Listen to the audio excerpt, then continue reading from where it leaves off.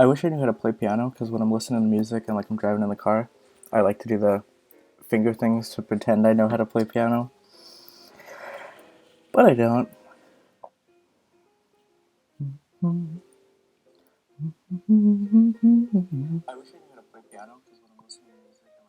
Oh, that looks a lot better. There's some screen tearing. I don't know what that's about. Probably just because I'm not on the app right now. Oh, how will I read chat? Maybe I'll keep it open on my phone.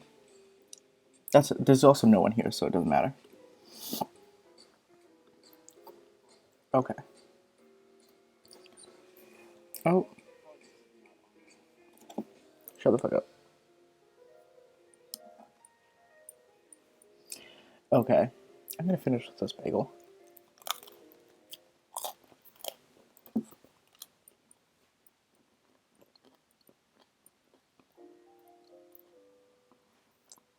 What the fuck is that?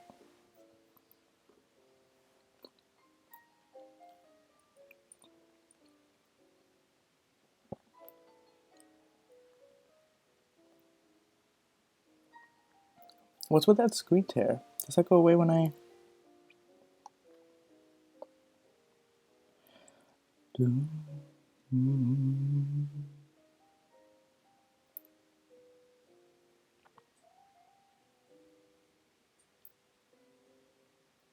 Good shit.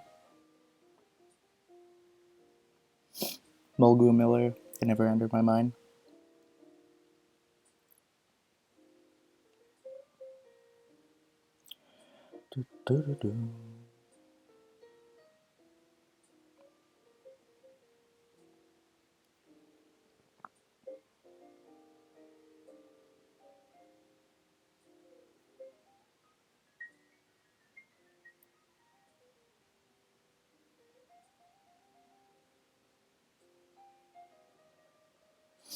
Okay.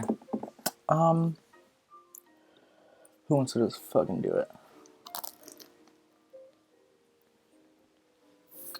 Looks like I upped the video, laggy thing. Oh, you can see my recently played songs on here. That's weird.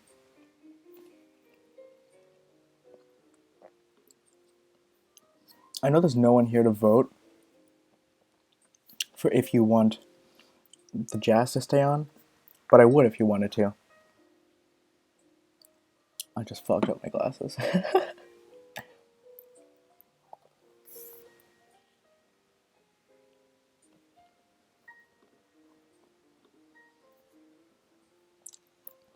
I don't even know how well you can hear it.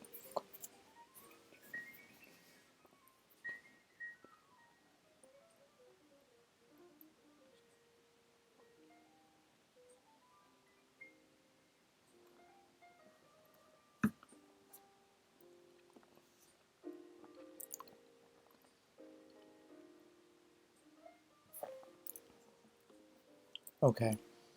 Um, that's being mad slow on my computer. Just gonna see how it looks on my phone.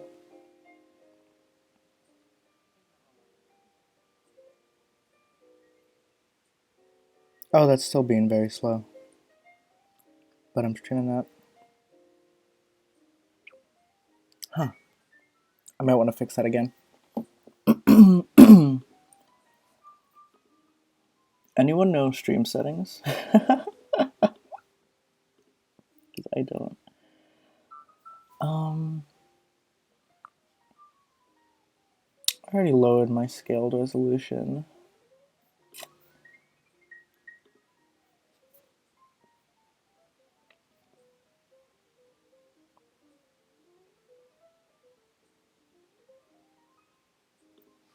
Let me just close out of some shit. I'm streaming from a Mac right now, so this is gonna be interesting. I don't know, I think it's fine enough. Should I start reading? Alright, we're reading Fuck.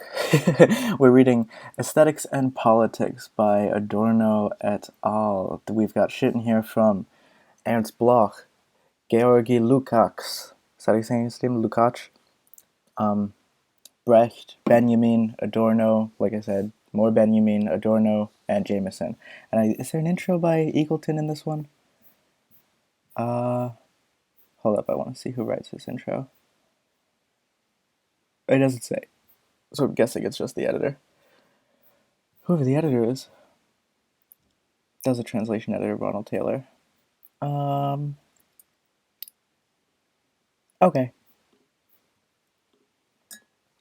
We'll give it a go. This is like 200 pages. I don't know how much I'm going to read today, but I'll keep checking in and we'll get through it. I don't know if I'm going to comment on it while we read. I might, because that'd be fun. But we'll see. I'm just seeing what's necessary to read. So, Presentation 1. The conflict between Ernst Bloch and Georg Lukács over expressionism in 1938 forms one of the most revealing episodes in modern German letters. Its resonance is in part due to the crisscrossing of intellectual evolution and political destiny between its two protagonists. The main outlines of the career of Lukács are now well known in the Anglo-Saxon world. Those of his intimate friend and exact contemporary Bloch, less so. Born in Ludwigshafen in the Rhineland in 1885, the son of a railway official, Bloch was educated in Bavaria at Würzburg and Munich. He soon displayed polymathic gifts, studying philosophy, physics, and music. He first met Lukács when in his early 20s at a soiree of Georg Simmel's in Berlin, and later during a visit to Budapest. However, it was in the period of their common residence in Heidelberg, from 1912 to 1914, that the two men were drawn together into an intense philosophical partnership. Paradoxically, in view of their later development, it was Bloch who essentially influenced Lukács toward serious study of Hegel, while it was Lukács who directed Bloch towards Christian mysticism, especially the work of Kierkegaard and Dostoevsky. See Michael Lervet, Poem Sociologie des Intellektuels Revolutionnaires, Paris, 1977, etc. Russia, on the eve of the revolution, held a magnetic interest for the two men, together with others in Max Weber's circle at Heidelberg at the time. The onset of the First World War marked their first divergence. Lukács answered the call-up in Hungary to the incomprehension of Bloch, whose much more radical rejection of the war took him to Switzerland, and a form of revolutionary defeatism. However, even 4 years later, Lukács was still suggesting to Bloch that they collaborate together on an aesthetic, with Bloch contributing to it on music. Bloch's first major work, Der Geist der Utopia, or maybe Utopia, 1918, a wild synthesis of religio, apocalyptic, and proto-socialist ideas contain ardent tributes to his friend. After the war, Lukács joined the Hungarian Communist Party, fought for the Commune, and then worked in exile as a party organizer and Marxist theorist within the Third International throughout the 1920s. Bloch, by contrast, did not join the KPD in Germany, remaining a heterodox sympathizer rather than an enlisted militant. Herald of a revolutionary romanticism that he was never to disavow, Bloch, too, was much closer to experimental and esoteric literary circles in Weimar Germany. He was, for example, a friend of Benjamin, whom he once used as a personal emissary to Lukács when the latter was living underground in Vienna. In the later 1920s, Bloch and Benjamin took narcotics together, cross-annotating their impressions of the experience, a typical miniature Eddie of the time. Nice, go off. The philosophical trajectory of the two men now increasingly separated, as Lukács exalted the realism of the later Hegel, and Bloch defended the irrationalist reaction of Schopenhauer to it.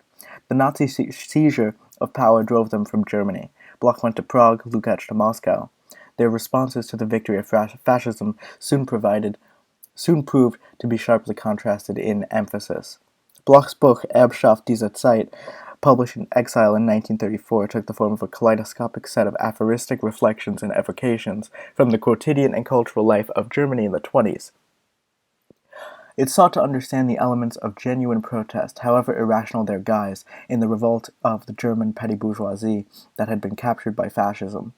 To extricate these and to win the pauperized The pauperized petty bourgeois masses over the working class was, he argued, as important a task for the revolution in Germany as the conquest of the peasantry had been in Russia. Lukács, on the other hand, had from 1931 onward, at a time of extreme third-period sectarianism in the Comintern, had been developing literary positions that anticipated the cultural policies of the Popular Front period. The main watchwords were to be reverence for the classical heritage of the Enlightenment, rejection of any irrationalist contaminations of it, assimilation of modernist trends in literature to irrationalism, identification of irrationalism with fascism. After the installation of the Nazi dictatorship, Lukács's first major essay was a scathing requisitory of expressionism as a phenomenon within German culture, published in the journal Internationale Literatur in January 1934. In it, he argued that Wilhelmine Germany,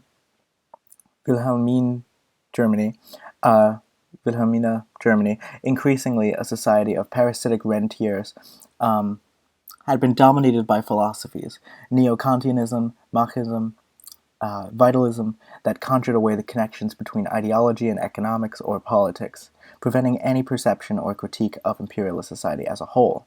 Expressionism had been a literary reflection of that obfuscation. Its creative method was a search for essences pursued through stylization and abstraction. While the Expressionists professed to attain the kernel of reality, they merely gave vent to their own passions in a subjectivism that verged on the solipsistic, since words were used not referentially but only expressively.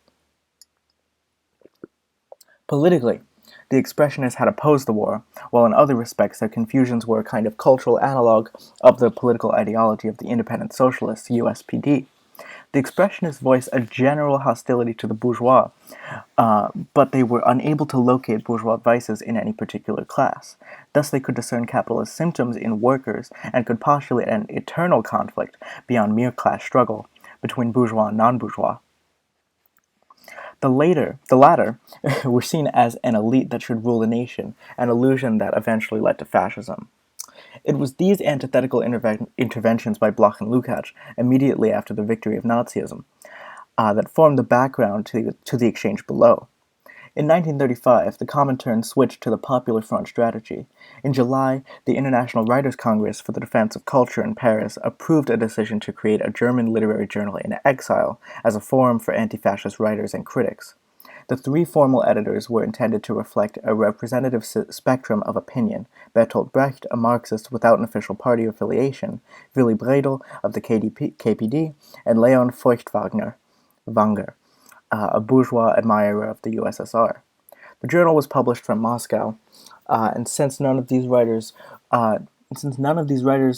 were on the spot for long, their contribution and influence varied notably. Feuchtwanger showed the greatest enthusiasm, while Brecht remained lukewarm, confining his own contributions largely to poems and extracts from his plays. Go off. After staying in Moscow for 6 months, Bredel left for the Spanish Civil War. Effective control was thus exercised by Fritz Appenbeck, a journalist and actor who had been active in Piscator's theater. His views tallied in all essentials with those of Lukács. Is it Lukács or Lukács? Once controversial, Lukács's views had meanwhile been steadily gaining influence, and in 1937, some 2 years after the Seventh World Congress of the Comintern, a coordinated assault on German Expressionism was launched in Das Wort.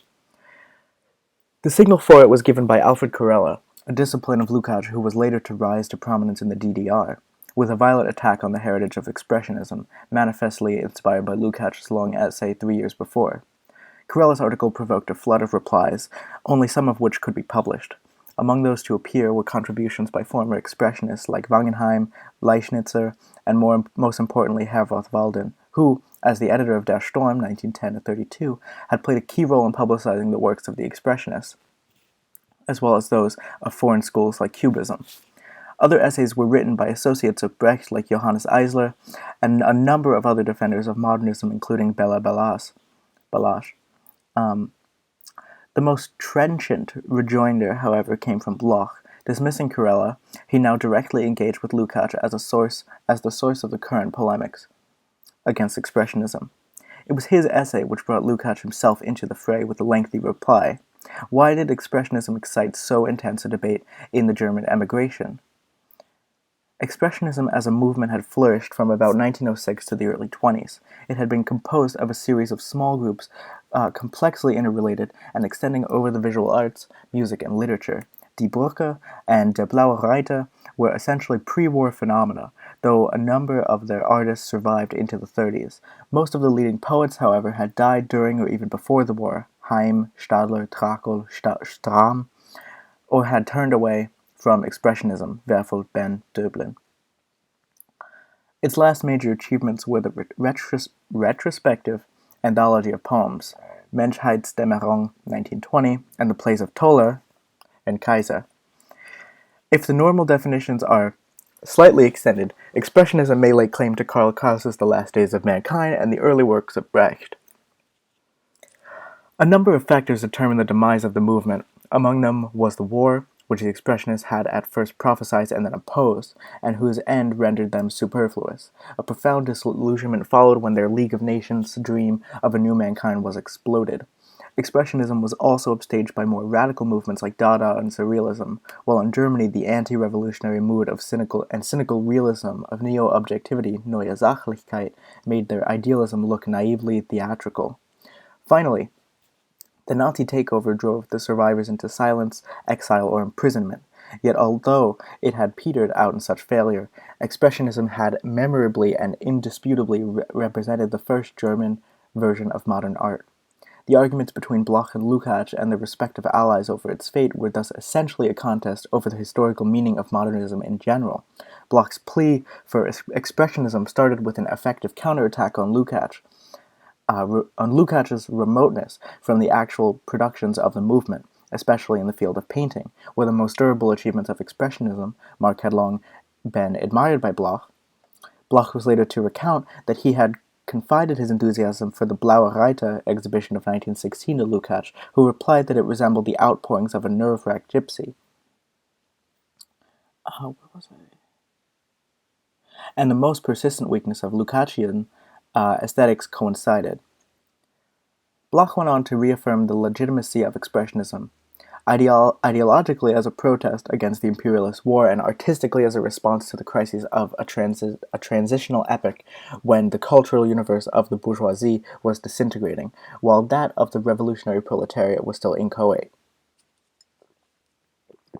Finally, Bloch sought to acquit Expressionism of the recurrent charges of elitism and cultural nihilism by stressing its latent humanism and the interest shown by its exponents in popular traditional forms of art and decoration. Lukács remained unmoved. In answer to Bloch's reflections on the fragmentary character of contemporary social experience, he insisted that capitalism formed a unitary whole, and most visibly at precisely those moments of crisis that prompted Bloch to speak of fragmentation. The characteristic subjectivism of Expressionist art was a denial of this cardinal truth and a repudiation of the objective of all valid art, the faithful reflection of the real. Furthermore, he argued, popularity in art implied much more than idiosyncratic enthusiasms of the Expressionists. Authentically popular art was distinguished by its affirmation of the most progressive experience of the nation, and by its close ties with realism, an aesthetic form that was truly accessible to the people. Few will dissent from Bloch's comments on his adversaries' critical methods. Lukács's normal procedure was to construct an ideal type of what he took to be the ideological substrate of the works in question. These were then judged collectively in the light of his own politico-ideological positions. The results of this were often grave conflations and reductions, and sometimes, when he did venture to analyze individual works, sheer blindness, as Adorno, unconstrained by feelings of friendship as Bloch may well have been, later showed.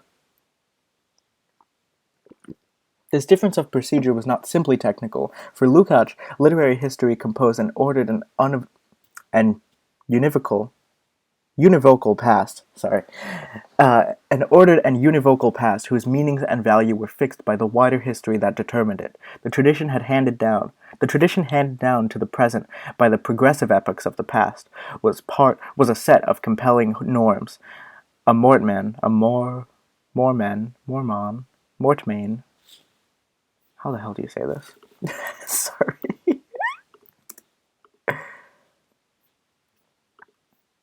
Oh, actually, no one's here. I don't apologize. A Mortman? The perpetual inalienable ownership of real estate by a corporation or legal institution. Oh, I don't like that.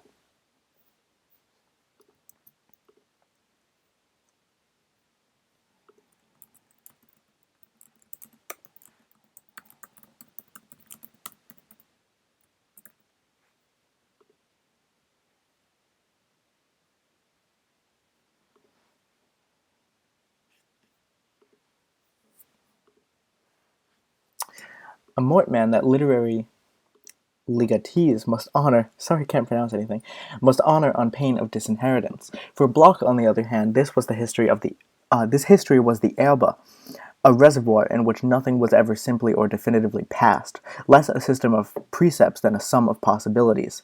Thus, no work was simply replaceable by another, by virtue of its ideological exchange value, or wholly to be discounted because of its divergence from this or that aesthetic canon. The appropriate focus of a criticism so motivated was the individual artwork, the notorious blind spot of Lukácsian criticism. At the same time, however, it should be said that Lukács's procedure was also part of the greater coherence and ambition of his work, which produced, as no other contemporaneous oeuvre did, the elements of a systematic history of prose narrative and a sustained account of the relations between ideology and literary form. His historical novel, written around the same time as the rejoinder to Bloch, is perhaps the strongest example. The pivotal issue of the exchange, the relationship between expressionist art and social reality, is not easily arbitrated.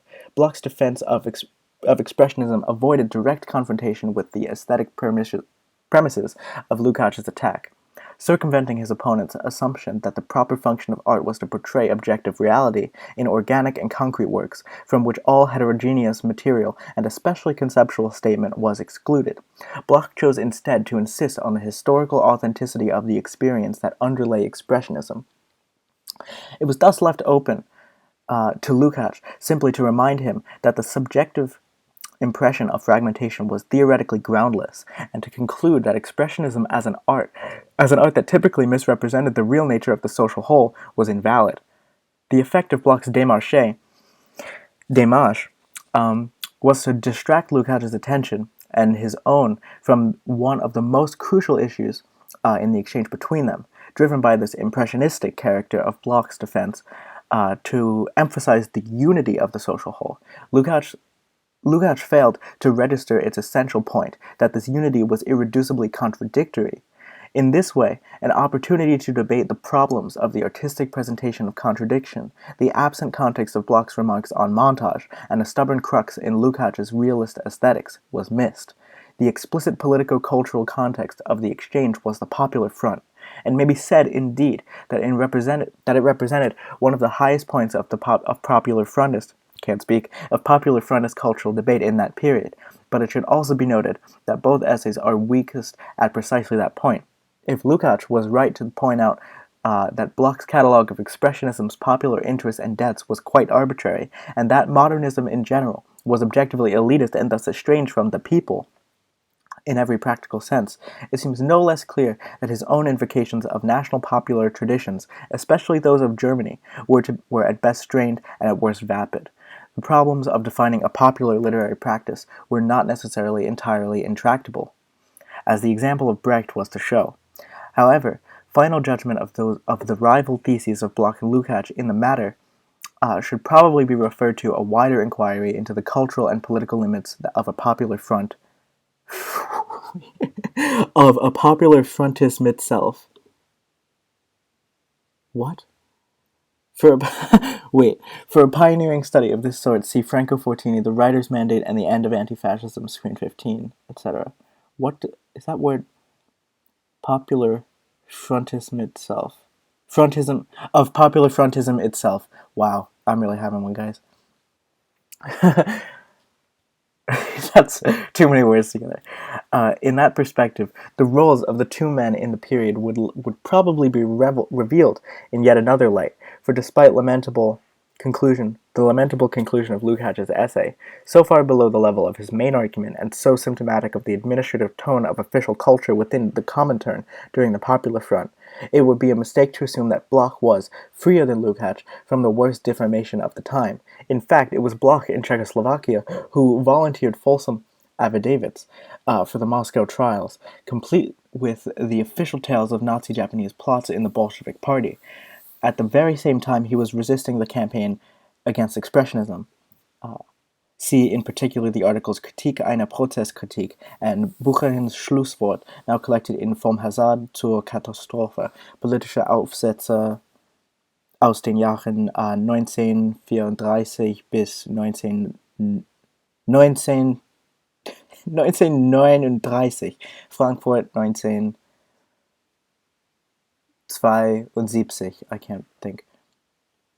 While Lukács in the USSR, undeceived, avoided the subject wherever he could, compromising himself far less seriously. The real history of the epic affords no comfort to facile, retrospective alignments in either aesthetics or politics. Alright, you got all that? Fuck.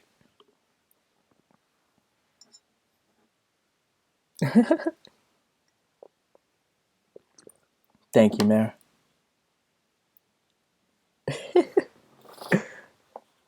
Oh, okay. Alright, Ernst Bloch, let's do this. Discussing Expressionism. It is excellent that the people should be starting to argue about this again. Not so long ago, such a thing seemed unthinkable. The Blue Reiter, der Blaue Reiter, founded in Munich in 1911, was the second important school of German Expressionist painting after Die Brücke. Its outstanding members were Wassily Kandinsky, Franz Marc, and August Macke. Was dead. The Blue Reiter was dead. Now we hear voices invoking its memory once more, and not only with reverence. It is almost more important that there are people who can get so worked up over a movement long since past, as if it still existed and were standing in their way. Expressionism assuredly does not belong to the present. Yet can it be that it still shows signs of life? Ziegler has represented it as at most a haunting memory in the minds of a few elderly people. Bernhard Ziegler was the pseudonym of Alfred Corella, whose article Nun ist dies Erbe zu Ende had been published in Das Wort, 1937, Volume 9. Where am I? Such people were once flushed with the zeal of youth. Now they declare their allegiance to the classical heritage, but still suffer from the after effects. Striking exponent from the after effects. Is there supposed to be words there? I have the physical book over here. From the after effects striking exponent of Expressionism ended up in fascism. Ziegler observes his evolution and concludes such a development was inevitable. The other Expressionists were simply too illogical to arrive at the same goal. Today, we can clearly see what sort of a phenomenon Expressionism was and where it leads. If followed to its logical end, it leads to fascism. The irritation recently provoked by the Expressionists is thus not simply private, it also has a cultural political aspect, an anti-fascist dimension. The Dawn of Mankind, Menschheitsdämmerung, edited by Kurt Pinthaus and published in 1920, was the most influential anthology of Expressionist lyric poetry, containing samples of the work of Trakl, Ben, Werfel, Becher, Lasker, Schuler, Heim, and Stadler. The Dämmerung in the title was ambitious, suggesting at once the twilight of the human race that had failed in the World War and the birth of a new redemptive mankind. The Dawn of Mankind turned out to be one of the preconditions of Hitler. Unfortunately for Ziegler, just a few weeks before his research into the antecedents of fascism was published, Hitler completely failed to recognize them in his Munich speech and at the exhibition there. 4. In June 1937, the Nazis organized an exhibition of degenerate art in Munich, in which leading modernist works plundered from the museums of Germany were ridiculed. Indeed, seldom has the absurdity of a false deduction, a hurried, negative judgment been so swiftly and strikingly demonstrated. Oh, did someone tell me how to... Why would you tell me how to pronounce Lukács if you don't know if that's correct? That doesn't help me.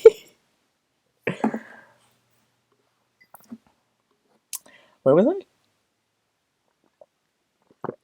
But was the absurdity demonstrated absolutely in such a way to persuade us today? To concur with Hitler in his denunciation of Expressionism must have been a shock to Ziegler, for such a coincidence of views would be lethal to any man. Yet the charlatan in Munich might have had his reasons, though what it is hard to see. There we go, sorry. For covering the tracks of fascism.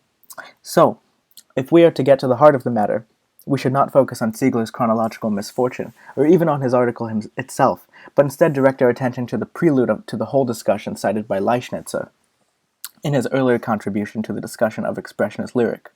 We refer to Lukács's essay, The Greatness and the Decline of Expressionism, published 4 years ago in Internationale Literatur.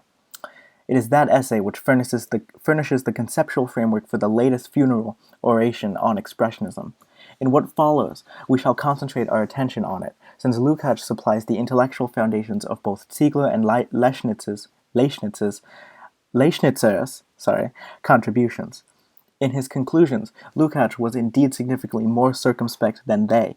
He insisted that the conscious tendencies of Expressionism were not fascist, and that in the final analysis, Expressionism, quote, could only become a minor component of the fascist synthesis, end quote. But in his summing up, he also observed that the fascists were not without justification in discerning in Expressionism a heritage they could use. Goebbels had found the seeds of some sound ideas. 5. In 1933, Goebbels had said Expressionism contained the seeds of some sound ideas, for there was something expressionistic about the whole age. Some sound ideas here, quote, as the literary mode corresponding to fully developed imperialism. Expressionism is grounded in an irrationalist mythology. Its creative style tends towards that of an emotive, rhetorical, vacuous manifesto, a declamatory pseudo-activism. What the Expressionists intended was undoubtedly the very opposite of atavistic, but since they were unable to free themselves intellectually from an imperialist parasitism, and since they colluded in the ideological decay of the imperialist bourgeoisie without offering... Yeah, see, I feel like words keep getting blanked out. I'm going to grab my physical book just to check.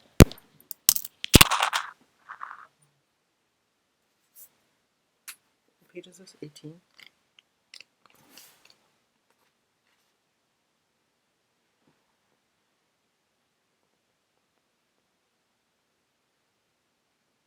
Oh, do these pages not correspond? No, these correspond. Yeah, what the heck? Words are missing. That's so stupid. They're just like blanked out. Okay, well, I'll keep this here for when words are missing. Without offering... What does this say?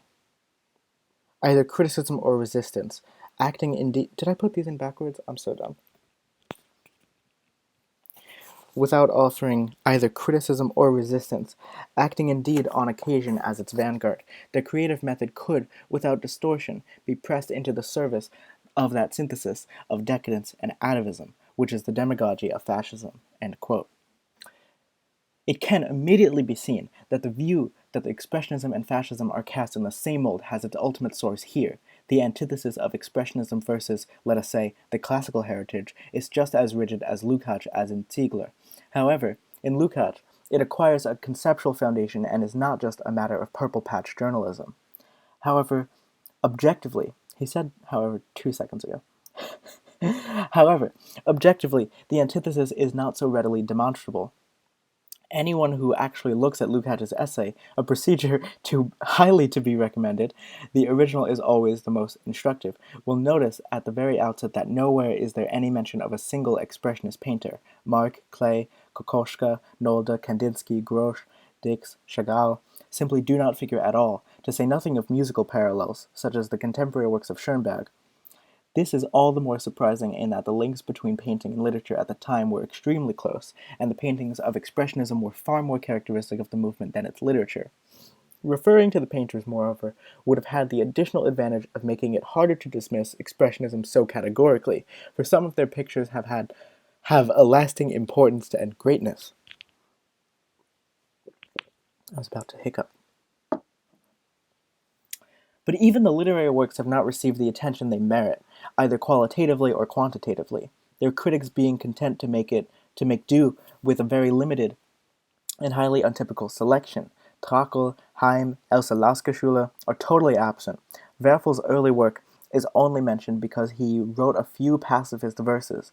The same is true of Ehrenstein and Hausenkleber.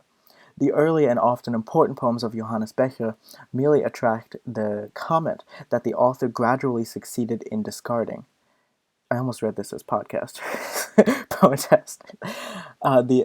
In discarding the expressionist manner, while quotations from poetasters like Ludwig Rubener abound, again only for the purpose of reinforcing the charge of abstract pacifism.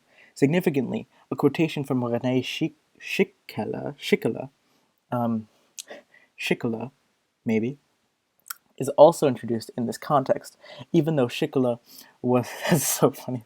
Sounds like Piccolo. Schickeler was never an expressionist, but just an abstract pacifist, like many worthy men and poets, Hermann Hesse and Stefan Zweig among them. What material does Lukács then use to expound his view of the expressionist? He takes prefaces or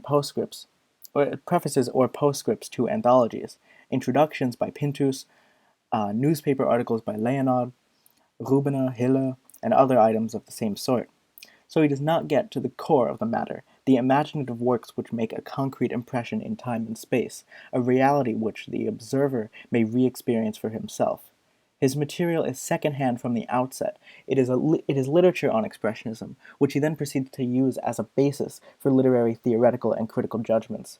No doubt, Lukács' purpose is to explore the social base of the movement and the ideological premises arising from that base, but it thereby suffers from the methodological limitation that it produces only a concept of concepts, an essay on essays, and even lesser pieces.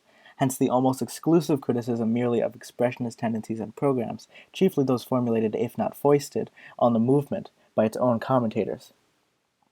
In this connection, Lukács makes many accurate and subtle observations. He draws attention to the abstract pacifism, the bohemian concept of the bourgeois, the escapist quality, indeed, the ideology of escapism in expressionism. Again, he uncovers the merely subjective nature of the expressionist revolt, as well as the abstract mystification implicit in its attempt to reveal the essence of objects by depicting them in the expressionist manner. But even on this question of the subjective nature of the expressionist revolt, he does not really do these poets justice, in berating them on the evidence of prefaces for their pretentious showiness, their tinny monumentality. The same can be said of his claim that all the content of their works reveal is the, quote, the forlorn perplexity of the petty bourgeois caught up in the wheels of capitalism, end quote, or, quote, the impotent protest of the petty bourgeois against the kicks and blows of capitalism, end quote.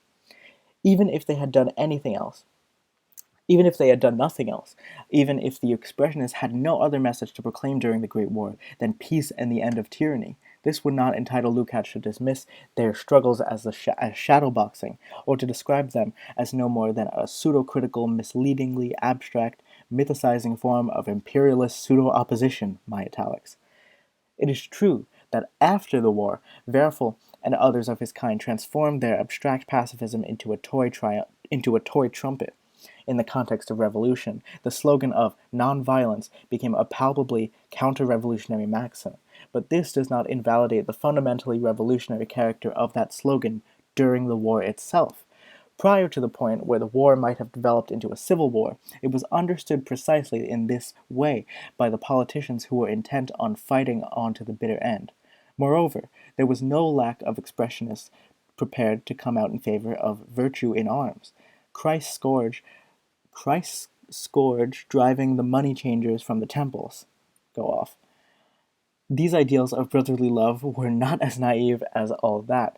Indeed, the assertion that expressionism never abandoned the general ideological assumptions of German imperialism, and that its apologetic critique ultimately furthered imperialism, is not merely one-sided and distorted. It is so warped that it provides a textbook example of that schematic brand of sociologism, which Lukács himself had always opposed. But as we have remarked, none of this even touches the actual creative works of Expressionism, which alone are of interest to us. It belongs essentially to the Zieljahrbuch 6. Edited by Kurt Hiller, the Zieljahrbuche appeared from 1915 to 20.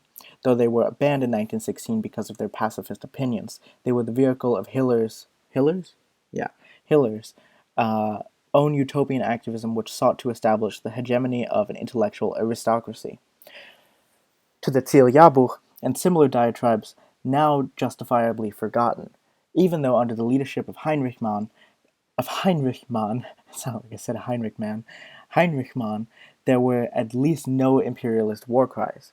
But there is surely no need to labor the point that in the emotional outbursts of the art of the period, with their semi-archaic, semi-utopian hypostases, which remain today as enigmatic as they were then, there is to be found far more than the USPD ideology. 7.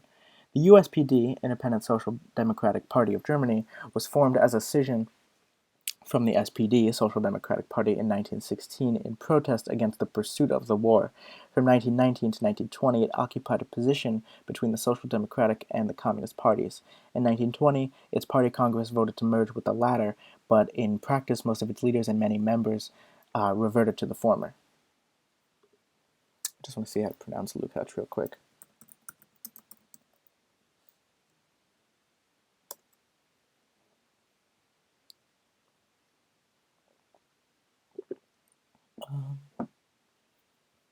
No, just show me the Wikipedia.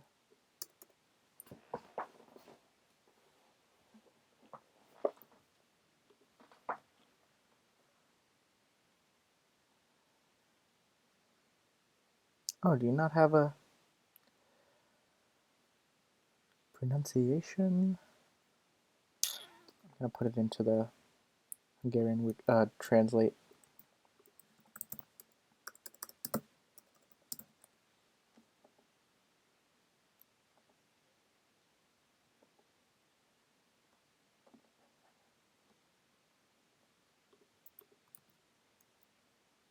Nice, it detected it. I was right, it is Lukács.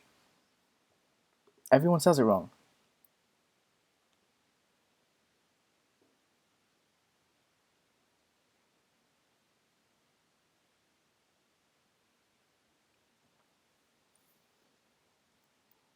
Okay.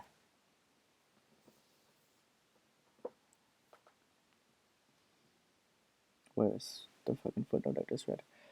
To which Lukács would reduce Expressionism. No doubt these emotional outbursts were even more dubious than enigmatic when they had no object outside themselves. But to describe them as the expression of the forlorn perplexity of the petty bourgeois is scarcely adequate. Their substance was different. It was composed partly of archaic images, but partly too of revolutionary fantasies which were critical and often quite specific.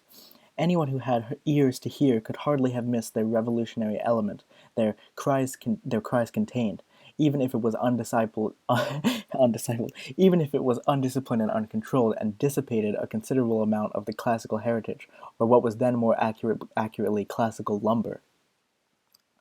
Permanent neoclassicism, or the conviction that anything produced since Homer and Goethe is not worth considering unless it is produced in their image or as an abstraction of them, is no vantage point from which to keep one's eye on the last avant-garde movement, but one, or to pass judgment on it.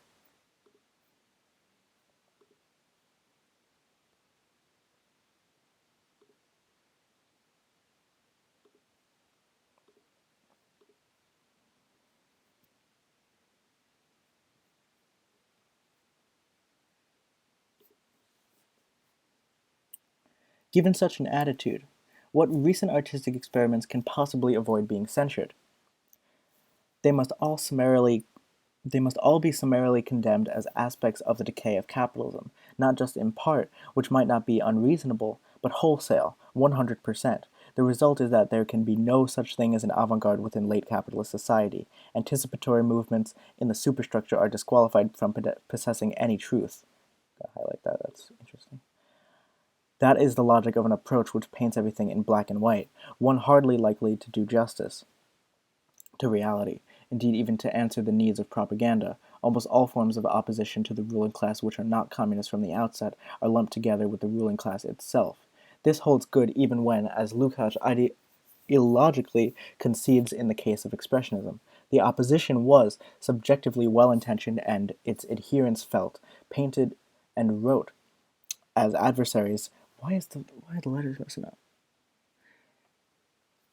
Opposition was subjectively well-intentioned, and its adherents felt, painted, and wrote as adversaries of the fascism that was to come.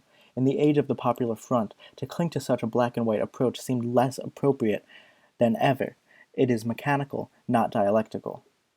All of these recriminations and condemnations have their source in the idea that ever since the philosophical line that descends from Hegel through Feuerbach to Marx came to an end, the bourgeoisie has nothing more to teach us except in technology and perhaps the natural sciences. Everything else is at best of sociological interest. It is this conception which convicts such a singular and unprecedented phenomenon as expressionism of being pseudo-revolutionary from the very beginning. It allows, indeed forces, the expressionists to figure as forerunners of the Nazis. Streicher's family tree now finds itself improbably and utterly confusingly upgraded. Ziegler, indeed, fashions a crescendo out of names which are worlds apart, separating them only by commas and listing them in sequence as brothers in the same carping fellowship. Bachhofen, Roda, Burckhardt, Nietzsche, Chamberlain, Baumler, Rosenberg. On the same grounds, Lukács even doubts whether Cézanne is of any substance as a painter, and talks of the great impressionists in toto, not just expressionists, as he speaks of the decline of the West.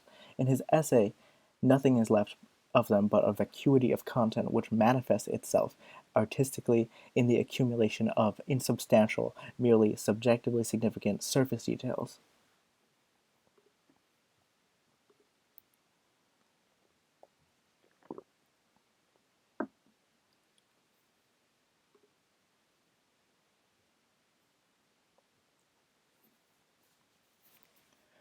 By contrast, the neoclassicists emerge as true giants. Theirs alone is the heritage. For Ziegler, this includes even Winckelmann's conception of antiquity, with its noble simplicity and serene grandeur. The culture of a bourgeoisie which had not yet disintegrated, the world of a century ago and more, in the face of such a simplification, would need to remind ourselves we need to remind ourselves that the age of neoclassicism witnessed the rise not only of the German bourgeoisie but also of the Holy Alliance, that the neoclassical columns and the austere manorial style take account of this reaction, that Winckelmann's antiquity itself is by no means without feudal passivity. True enough, the laudatores temporis acta do not confine themselves to Homer and Goethe. Lukács holds Balzac in the highest esteem, makes a case for Heine as a poet of national stature, and is on occasion so out of touch with classicism that in his essay on Heine he can describe Mörike, who has always been regarded by lovers of early poetry as one of the most authentic German lyricists, as a charming nonentity. But in general, the classical is seen as healthy, the romantic as sick, and expressionism as sickest of all. And this is not simply by contrast with the undiluted objective realism which characterized classicism. This is not the occasion for a detailed discussion of an issue so crucial that only the most thorough analysis can do it justice, for it involves all the problems of the dialectical materialist theory of reflection, Abbildlehre, that's hard to say. I will make only one point. Lukács's thought takes for granted a closed and integrated reality that does indeed exclude the subjectivity of idealism, but not the seamless totality which has always thriven best in idealist symptoms, including those of classical German philosophy. Whether such a totality in fact constitutes reality is open to question. If it does, then expressionist experiments with disruptive and interpolative techniques are but an empty jeu d'esprit, as are the more recent experiments with montage and other devices of discontinuity. But what if Lukács's reality, a coherent, infinitely mediated totality, is not so objective after all? What if his conception of reality has failed to liberate itself completely from classical systems? What if authentic reality is also discontinuity? Since Lukács operates with a closed, objectivist conception of reality, when he comes to examine expressionism, he resolutely rejects any attempt on the part of the artist to shatter any image of the world, even that of capitalism. Any art which strives to exploit the real fissures in surface inner relations and to discover the new in their crevices appears in his eyes as merely as a willful act of destruction. He thereby equates experiment in demolition with a condition of decadence.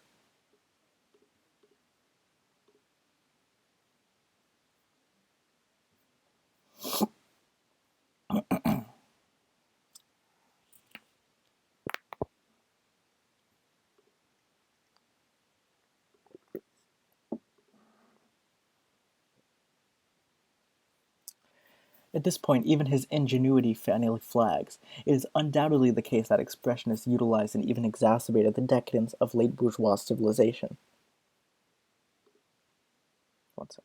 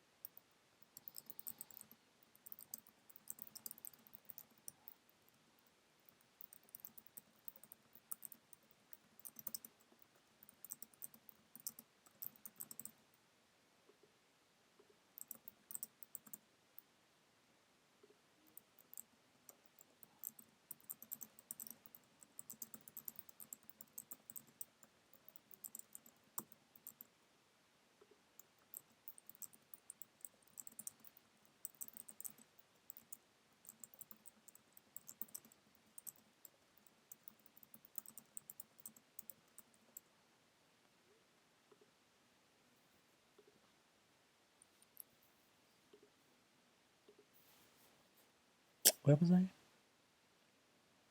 Lukács resents the collusion in the ideological decay of the imperialist bourgeoisie without offering either criticism or resistance, acting indeed on occasion as its vanguard. But in the first place, there is very little truth in the crude idea of collusion. Lukács himself equates that expressionism was ideologically a not insignificant component of the anti-war movement. Secondly, so far as collusion in an active sense goes, the actual furtherance of cultural decline, one must ask, are there not dialectical links between growth and decay? Are confusion, immaturity, and incomprehensibility always and in every case to be categorized as bourgeois decadence? Might they not equally, in contrast with this simplistic and surely unrevolutionary view, be part of the transition from the old world to the new, or at least be a part of the struggle leading to that transition? This is an issue which can only be resolved by concrete examination of the works themselves. It cannot be settled by omniscient parti pris judgments. So the expressionists were the vanguard of decadence. Should they instead have aspired to play doctor at the sickbed of capitalism? Ooh. Should they have tried to plaster over the surface of reality in the spirit, say, of the neoclassicists or the representatives of neo-objectivity? 8. Neue Sachlichkeit, or neo-objectivity, represented a non-political recoil from the emotional effusions of expressionism. Typical exponents ranged from Erich Kästner to writers like Ernst Junger. The accent on cool detachment also left its mark on Brecht. Instead of persisting in their efforts of demolition, Ziegler even reproaches the expressionists with subsertion of subsertion, without realizing in his detestation that two minuses produce a plus. Yo. He is quite incapable of appreciating the significance of the demise of neoclassicism. He is even less able to comprehend the strange phenomena which emerged just at the moment when the old surface reality collapsed, to say nothing of the problems of montage. In his eyes, all this is just clumsily glued together, rubbish for which he cannot forgive the fascists, even though they will have none of it either. In fact, entirely share his opinion. Fuck. Sounds like some Verhoeven shit. The importance of expressionism is to be found exactly where Ziegler condemns it. It undermines.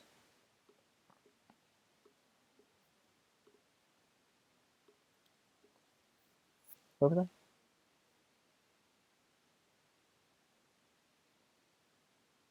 I just said it undermines. It undermined the schematic routines and academicism to which the values of art had been reduced. Instead of eternal formal analyses of the work of art, it directed attention to human beings and their substance in their quest for the most authentic expression possible. There is no doubt that there were frauds who took over its uncertain and easily inimitable directness of tone, and that its unduly subjectivist breakthroughs were vague, and vague presentiments were not always, or indeed hardly ever, to achieve a lasting authority. But a just and dispassionate evaluation must be based on the work of the real expressionist, and not, to make criticism simpler, on distortions, let alone on mere misrecollections. As a phenomenon, expressionism was unprecedented, but it did not by any means think of itself as lacking in tradition. Quite the reverse. As the Blue Rider proves, it ransacked the past for like-minded witnesses, though it could discern correspondences in Grunewald, in primitive art, and even in Baroque. If anything, it unearthed too many parallels rather than too few. It found literary predecessors in the storm and stress movement of the 1770s. It discovered revered models in the visionary works of the youthful and the aged Goethe, in Wanderer Sturmlied, in Harzreise im Winter, in Pandora, and in the second part of Faust. Moreover, it is untrue. Oh, someone here? What if I can't? See, I can't read, so it's surprising that this is working. Where was I? Moreover, it is untrue that the expressionists were exchanged. I don't. Who the fuck is that? No, I know that's Joe. I thought you meant who the emoji was. Of course I know that's you, dude. Where was I? Were estranged from ordinary people by their overwhelming arrogance. Again, the opposite is the case. The Blue Rider imitated the glass paintings at Murnau, 9, a village in Bavaria where Kandinsky, one of the leading members of the Blaue Reiter, had a house where he spent the summers from 1908 until the outbreak of the war. In fact, they were the first to open people's eyes to this moving and uncanny folk art. In the same way, they focus attention on the drawings of children and prisoners, on the disturbing works of the mentally sick, and on primitive art. Yikes. Oh my god, you're fine, don't worry. They rediscovered Nordic decorative art, the fantastically complex carvings to be found on peasant chairs and chests down to the 18th century, interpreting it as the first organic psychic style, nice, and defining it as a sort of secret Gothic tradition of greater worth than the inhumanly crystalline aristocratic style of Egypt. And even then the neoclassicism. I can't read, I'm getting so dizzy. And even then the neoclassicism. We need hardly add that Nordic decorative art is a technical term from art history, and that neither the genre nor the solemn fervor with which the expressionists welcomed it has anything in common with Rosenberg's fraudulent cult of the Nordic, of which it is certainly not an origin. Indeed, his Nordic carving is full of Oriental influences, tapestries, and linear ornamentation in general were a further element in Expressionism. There is one further point that is the most important of all. For all the pleasure of the Expressionists, I'd love to. Yeah, we absolutely should. There is one further point that is the most important of all. For all the pleasure the Expressionists took in barbaric art, their ultimate goal was humane. Their themes were almost exclusively human. Expressions of the incognito, the mystery of man. Quite apart from their pacifism, this is borne out even by their caricatures and their use of industrial motifs. The word man was as common a feature of expressionist parlance in those days as its opposite. The beautiful beast is today among the Nazis. It was also subject to abuse. Resolute humanity turned up all over the place. Anthologies had titles like Menschheitsdämmerung, The Dawn of Mankind, or Kameraden der Menschlichkeit, Kameraden der Menschheit, friends of mankind. Lifeless categories, no doubt, but a far cry from pre-fascist ones. An authentically revolutionary, lucid, humanist materialism has every reason to repudiate such vapid rhetoric.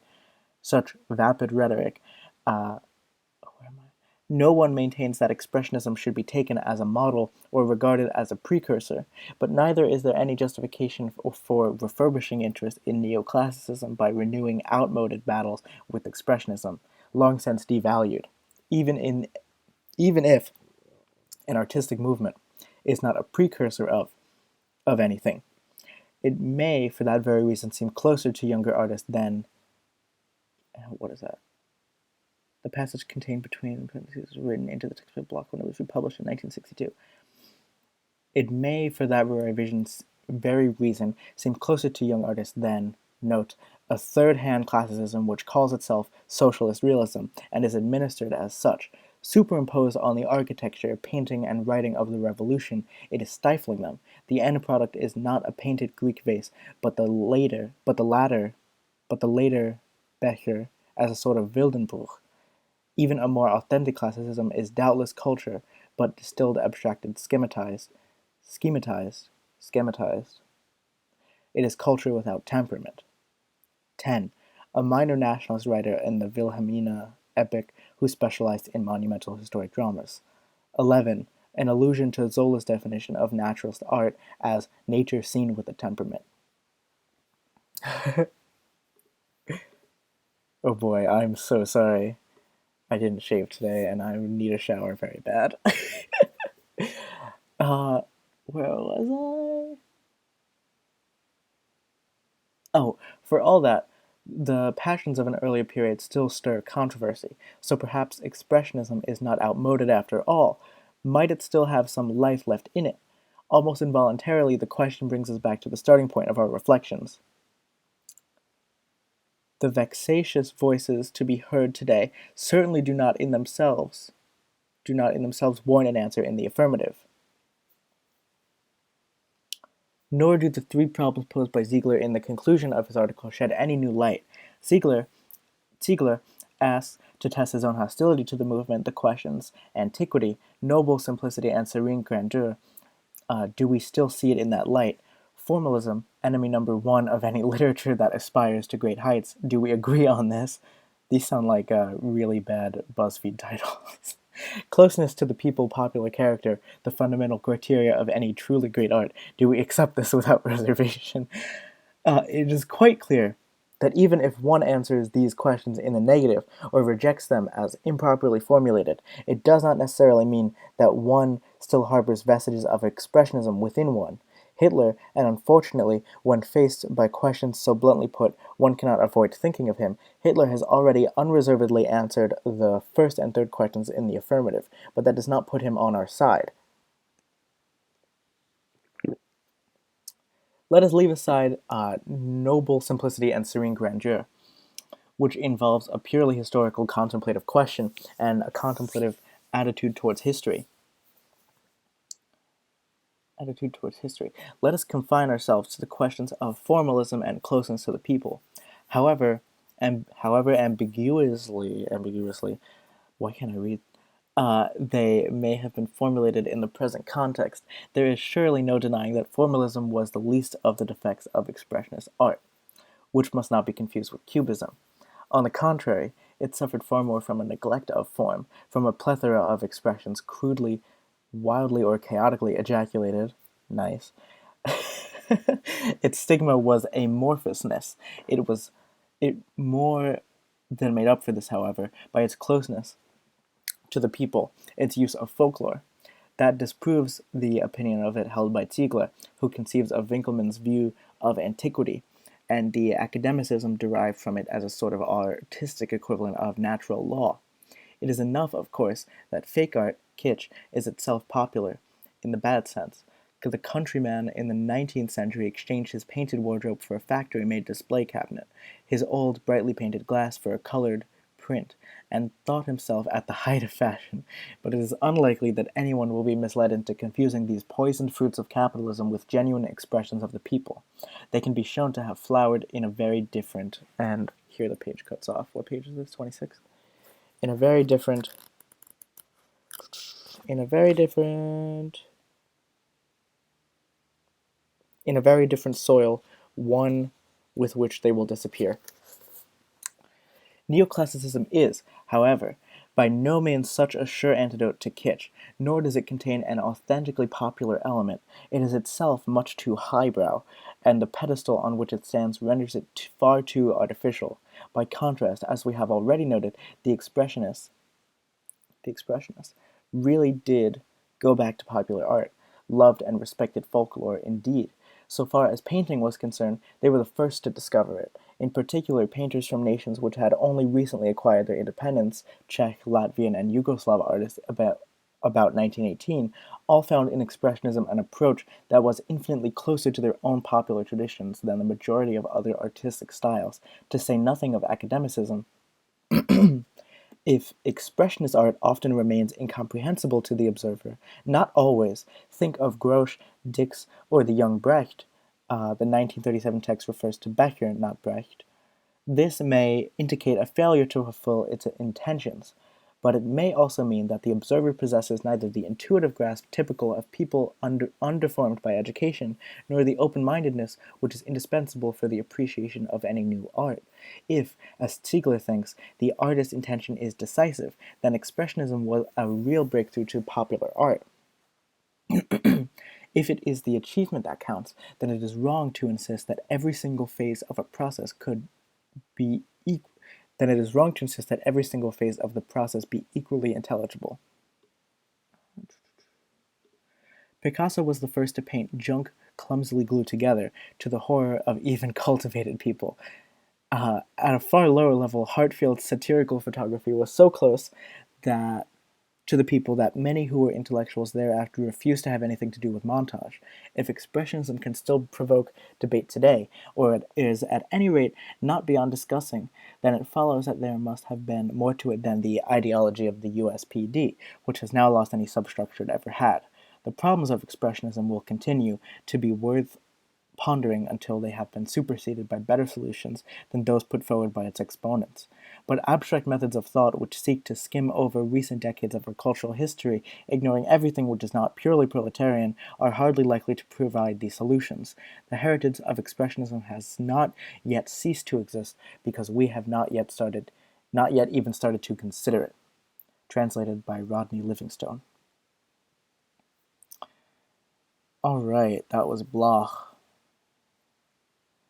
So, this is probably the essay that... No, this is Lukács's response to Bloch. How long are you? Do I want to read this now? You're pretty long. That's funny.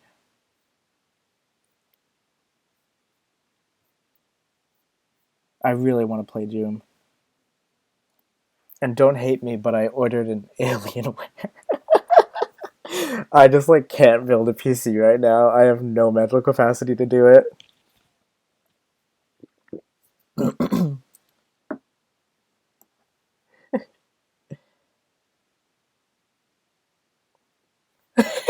No, don't hate me. No! Forgive me. I'm so sorry, Joe. I'm so sorry. My greatest betrayal. I can find specs later. I have no clue. It has a... I... Fuck. Yeah, I don't know the numbers off. Let me find it. Oh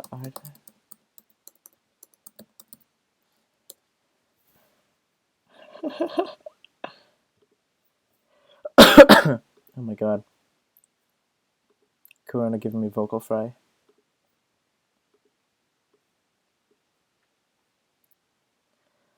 Alright, what we got? Oh, I forget which one I got. I got a tower, don't worry, I didn't get a laptop. That probably doesn't make it any better because it looks fucking stupid, these towers. Hey, it's better. I was literally going to order a pre-built one off Amazon, but then I looked at reviews and people were like, please don't buy this shit, just build a computer. But then I did the worst thing and I got a computer anyway. Uh, Processor is an AMD Ryzen 5 3500, 6 core, uh, max boost clock of 4.1 gigahertz. What is that graphics card? Is that the, wait a second, which one's the graphics card? It's got a, that doesn't look like it.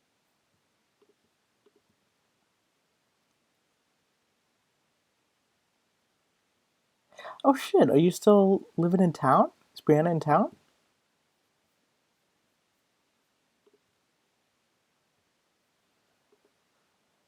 Doom Max at 4K, that must look gorgeous.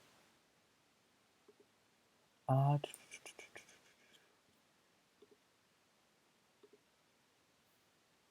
oh fuck, okay, damn.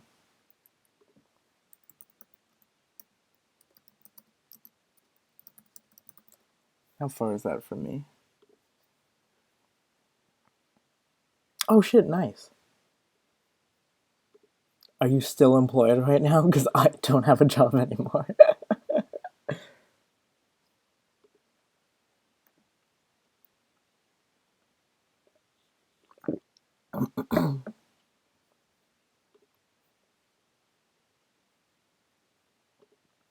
Okay, wait, where's my... Where's my... Show me the graphics card. Okay, I've got an AMD Radeon RX 5600, 6 gigabyte. Forgive me.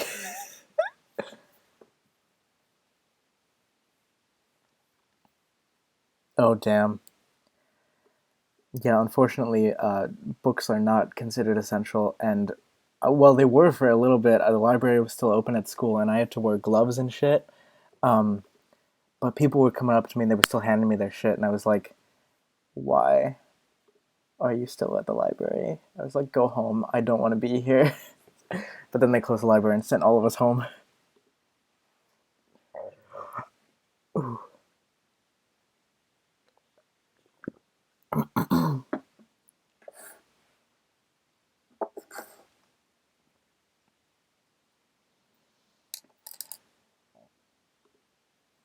Okay, I'm actually gonna end the stream right now, I think, because I've been going for like an hour. But text me if you want, dude. I miss you. Nice to talk to you. Bye bye. Hell yeah, I'm still planning to play games. I don't know if I'll stream it. I'll probably stream them because no one wants to read shit. Because I'm a fucking nerd.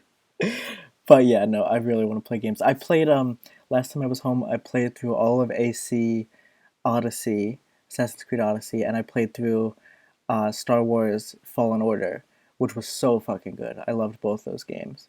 Um, yeah, I saw. I need to respond, but those games were fucking great. I think I want to get Doom. I've never played Doom before, but Doom Eternal looks so good. Um, yeah.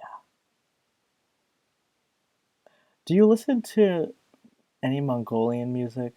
I feel like you'd like the band The Who, HU. They're one of my favorite bands. I feel like you'd like them. Okay, I'll see you later, dude.